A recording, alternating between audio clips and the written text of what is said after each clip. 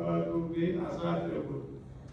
ከዚህም በኋላ ወደ ባህር ጣሉት። ግን የፈርዖን ልጅ አንስታ አሳደገችው፣ ልጅም አደረገችው። ሙሴም የግብፅ ጥበብ ሁሉ ተማረ፣ የሚናገረው በሚሠራው ሁሉ ብርቱ ሆነ። የእግዚአብሔር ቃል ፈጽሞ መላ ከፍ ከፍ አለ። በቅድስት ቤተ ክርስቲያን ክርስቶ ተጨመረ።